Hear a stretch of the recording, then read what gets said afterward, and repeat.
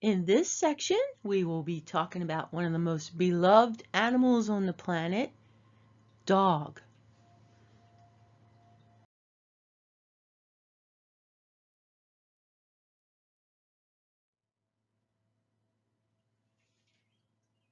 Dogs are part of the canine family.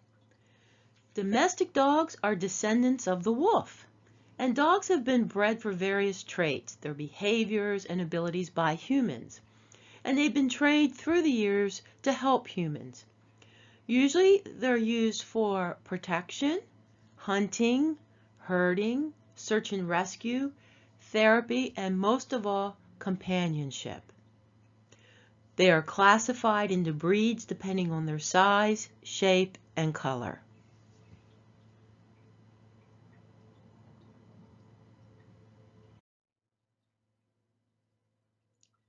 Dogs were revered by the Lakota tribe. Before the Lakota Indians had horses, they used dogs to carry wood and other supplies. Dogs were featured in religious and spiritual ceremonies, and they were used as a security system to fend off dangerous intruders. Many native cultures used dogs as a source of warmth during the cold winters. Sleeping with a pack of dogs kept humans warm. This is where the term three-dog night originated, before it was a famous rock band.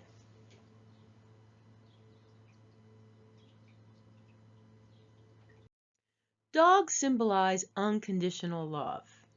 They're man and woman's best friend. They're loyal, and they provide such good friendship and companionship and entertainment. You cannot help but to love a dog. You've heard the expression works like a dog. Well, dogs are hardworking and they're dependable. And there are several breeds that actually want to have jobs. Dogs are used for search and rescue operations by the Red Cross and other emergency agencies.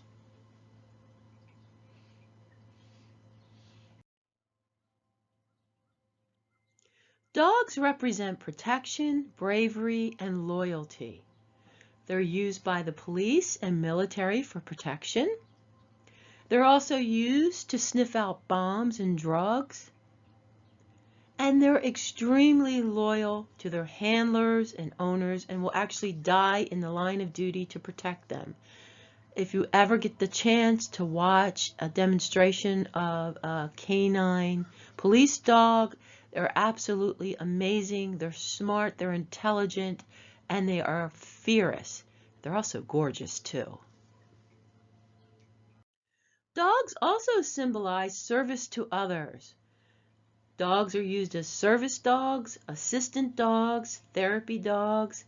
They help assist the blind, the deaf, disabled, and even those who suffer from emotional anxiety.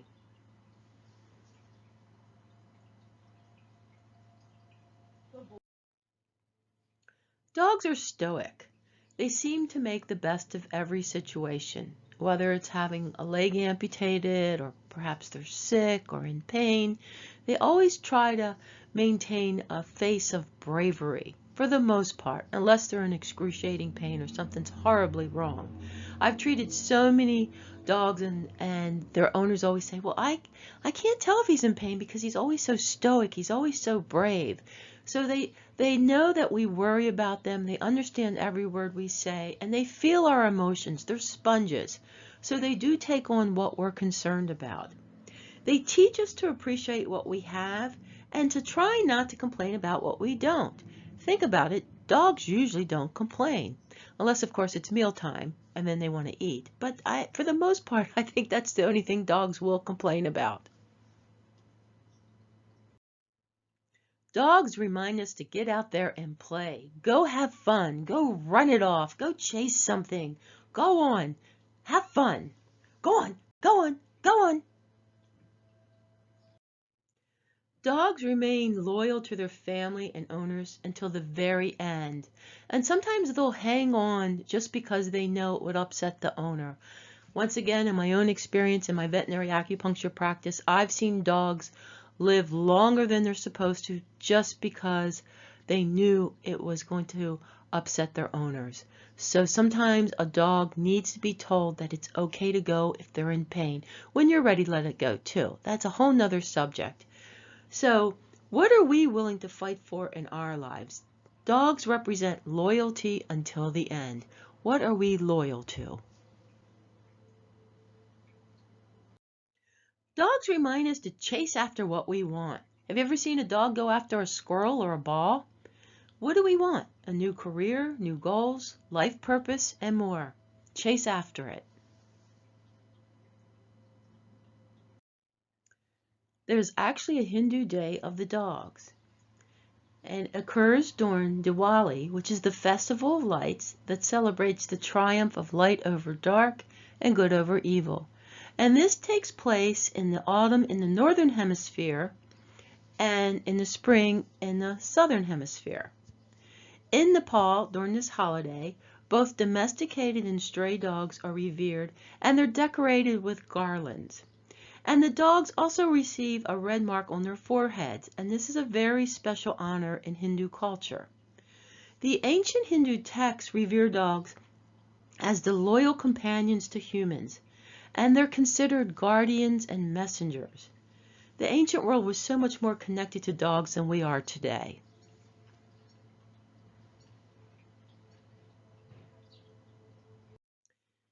There's a patron saint of dogs, and his name is Saint Rocco, and sometimes he's known as Saint Roch or Saint Roch.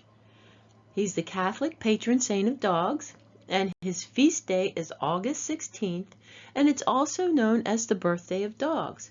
And on this day, many European and Latin cultures will celebrate this day by giving their dog treats, decorating their dogs with colorful ribbons, and even having parades in the honor of Saint Rocco, and the dogs. I'm sure you've probably heard of Chinese New Year's and the Chinese Lunar Year of the Dog. Dog represents the 11th year and the 12th year cycle of Chinese zodiac signs. Those born in the year of the dog are known as dogs. Those individuals are said to be loyal and honest. However, they're not the best communicators. Ancient Chinese culture states that dog is man's best friend. He can understand the human spirit and is loyal to his master no matter how rich or poor he is. Dog is known as an auspicious or lucky animal. If a dog enters your house, it means that good fortune is on its way. So I guess many of us who have dogs in our homes must be very, very lucky. There is a special video all about the animals of the Chinese zodiac and Chinese Lunar New Year later on in this class. Here is a chart of all the year of the dog so you can see if you were born under this sign.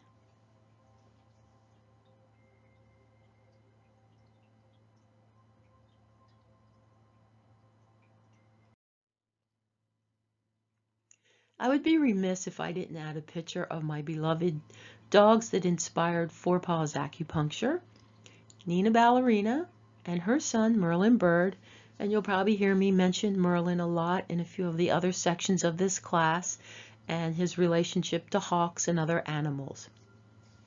Both lived to be almost 15 years old. They were really sweet and wonderful dogs, and I miss them every day, even though they passed probably about 20 years ago. And this is our dear Kuan Yin Callie Wu, who was the inspiration of many of the Udemy online classes I do and the book Barcopedia that my husband and I wrote. And she lived to be 13, and she just recently passed away a couple months ago during the COVID pandemic, which was very stressful and heartbreaking, but she's in a better place now, and we do miss and love her always.